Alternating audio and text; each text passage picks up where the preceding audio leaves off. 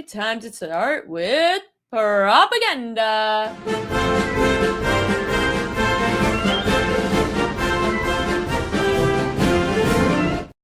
These are the most bet on props for the World Series, according to BetMGM. You guys know that I hate home run props. Ohtani to hit a homer. Vladdy to hit a homer. We'll bet Vladdy a different way. Blake Snell over 6.5 Ks at even money. George Springer home run. And Mookie Betts under 1.5 hits, runs, and RBI. Texans officially ruled out Nico Collins and Christian Kirk, by the way. Just so everyone knows. That just was breaking by Adam Schefter. Okay, back to baseball. I can't bet overs. Can you get most bet props in the NBA?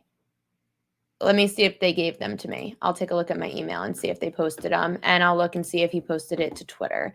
But first, baseball.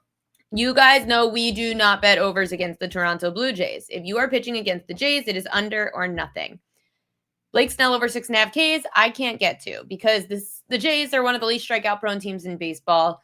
They make the most contact in the league. The Jays have crushed lefties. And as much as Snell's been hot, it's under or nothing for me. So I will not be betting any overs. I hate home run props. George Springer, the reason that we were nailing those runs props in the ALCS wasn't because of Springer at home. It was because of the matchup. He matched up really well there. And Springer, hold on, I'll get the numbers up. It was like 80% of the time against Seattle. Yeah, it was like 80% of the time against Seattle, George Springer was scoring a run. And at home, too. This isn't about, that wasn't about just George Springer at home. And I know he's been hot, but against the Dodgers, he's not as strong as he was against the Mariners. So just keep that in mind with the George Springer props. Mookie Betts under 1.5 hits, runs, and RBI. That's probably because people just know that Mookie's been struggling. But I am not going to do that.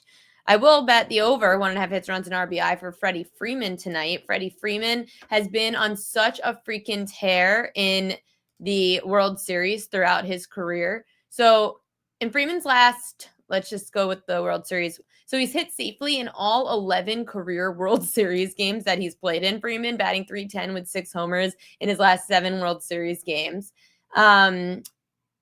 In Freeman's last 3 games in Toronto, which were last year, he had at least 2 hits, runs, and RBI in all 3 of those games. And against Toronto overall, went over 1.5 in 5 of his last 6. Freeman's also driven in a run in 7 straight World Series games. So if you would rather take a nice little close to 2-1, then you could be getting plus 175 on Freddie Freeman to go over 0.5 an RBI. As for the propaganda, you guys saw that Vladdy was one of the most bet on props to hit a homer. I would rather go Vladdy over 1.5 hits, runs, and RBI. He's gone over this in 70% of his home night games this year. Sorry, I was fixing the newsletter. He's gone over this in 70% of his home night games against lefties. So my only fear is that Vladdy's 2 for 11 against Blake Snell in his career. Snell's been great. Vladdy's been great. We're going toe-to-toe. But Vladdy's hitting .442, 6 homers, 12 ribbies in the playoffs.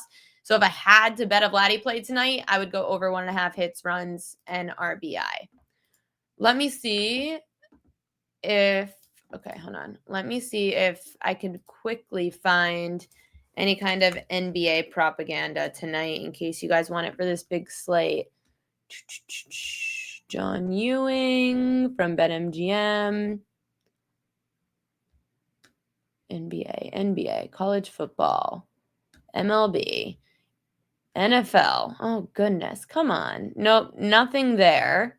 I'll see if I got anything in my email from BetMGM real quick. NFL, World Series, nothing from NBA. Nothing in the props for NBA. Sorry, guys. No NBA tonight. Just NFL, MLB. Now I lost you guys on my screen. I have so many tabs open. Clement, flag 50. Okay, let's get into NBA props, though. We do have NBA props. These are the NBA props that I liked for tonight's slate, starting with Hawks at Magic. So it was announced that Kristaps Porzingis is out tonight for Atlanta. Who else? And I think Rissasher is also out tonight. So the forward for Atlanta. So there's no size for the Hawks. Their defense sucks. The only thing that got their defense to be any better this year would have been Kristaps Porzingis. Who is guarding Paolo Banchero? Nobody. Over 24.5 points for him. He's gone over this in 5 of 7 games against Atlanta. At home last year, averaged 26 points a game. Someone's got to guard Wendell Carter Jr. anyway. Why did that, Wendell? I always see errors in my newsletter. You still have to guard center Wendell Carter Jr. The Hawks allowed the 4th most points per game to their opponents last year, and they still were bottom 10 even through game 1. So Paolo Banchero over 24.5 points. I don't see anybody guarding him tonight. That line also moved 4.5 to 6 with Porzingis out.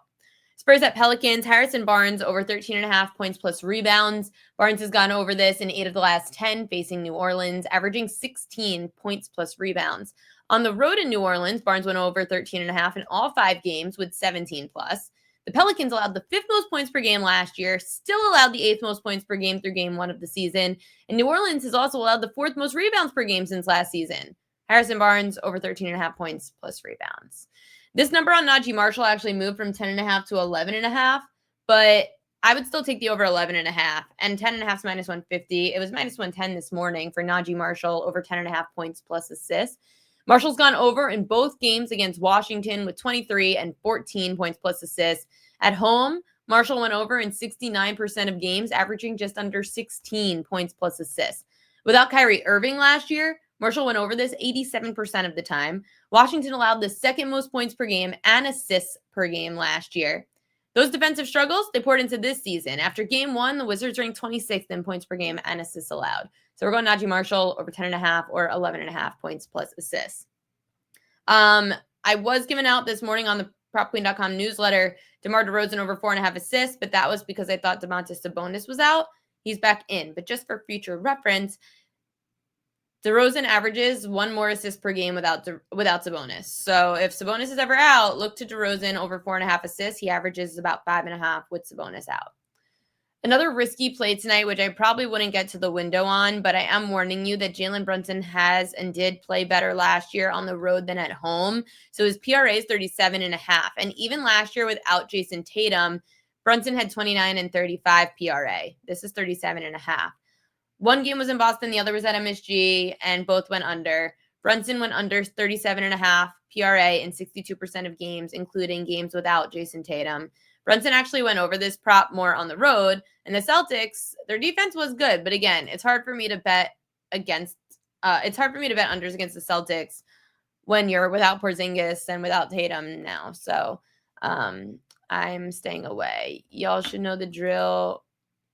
Reeves over 4.5 rebounds, no LeBron. Yeah, I was looking at Reeves tonight. The problem is that he's up against a good defense, and that's what scared me a little bit. I was trying to bet like a Reeves fade just because he went under Reeves, his points prop at least. Last year, Reeves went under his points prop in every game against Minnesota, even without LeBron. There were a few of them. But you could look to the rebounds prop for sure. That probably actually does better. Could look at props.cash for that. Anything else I left out? I have Royal Locks. Here, let's look real quick. I'll bring up props.cash and we could look at the Reeves rebounds because I don't think I looked at it. But remember, it's not just about the player or who's out on the offensive side of the ball or whatever. It's not just about the team itself. It's not just about the Lakers. It's also about the team he's up against. And you have to keep that in mind because Minnesota has been very good. But let's take a look over at Reeves. So head-to-head rebound. Ooh, over. Hell yeah. And that game is home tonight. Right? They're at home tonight. Yeah. Home against Minnesota did well. No LeBron. One game without LeBron at home against Minnesota went under. 2 of the 3 without LeBron overall went over. And in 2024, ooh, look at that.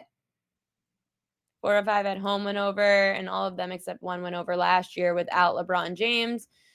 So your trend is obviously correct. It's just a matter of if you want to go up against Minnesota with that because they do have some size. So that would be the only thing that I'd be cautious of. But would definitely be fading his points. The Harrison Barnes play looks good. Thanks, Lewis. Good luck tonight, everybody. I'll tell you guys my Royal Locks. It's basically Sports Equinox. So I'm going to give you one play from each of my main sports, baseball, basketball, and football. Let's get to Royal Locks.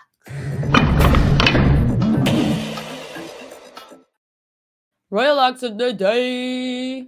We're going to start with the Freddie Freeman over 1.5 hits, runs, and RBI. Freddie Freeman has now gotten on in all 11 of his World Series games, hitting .310, 6 homers, and driving in a run in 7 straight World Series games. Freeman's had at least 2 hits, runs, and RBI in all 3 of his last games in Toronto and 5 of his last 6 overall against Toronto. So we're going to take Freddie Freeman tonight. Baker Mayfield, a very crazy stat. Oh, I didn't get to all of my NFL props. Crap. Okay. Baker Mayfield, a crazy stat. In his last 10 road games without Mike Evans and Chris Godwin, Baker has gone under 245.5 passing yards in 9 of those 10 games, averaging 174 passing yards per game. So take a look at the Baker under. And then when it comes to basketball tonight, I'm going with the Paolo Banchero over. And I do like that Harrison Barnes, or sorry, best bet. Oh, gosh, Najee Marshall. That over 10.5 or 11.5 points plus assists, because he went over it in both games against Washington with 23 and 14 last year. At home, Marshall went over in 69% of games, averaging just under 16 points plus assists. Without Kyrie, which is something I don't think the numbers taking into consideration, Marshall went over in 87% of those games without Kyrie last season. And Washington just sucks. They're bottom 10 in every statistical category pretty much, and it's still happening this year. So Najee Marshall in a great matchup, over 10.5 points plus assists.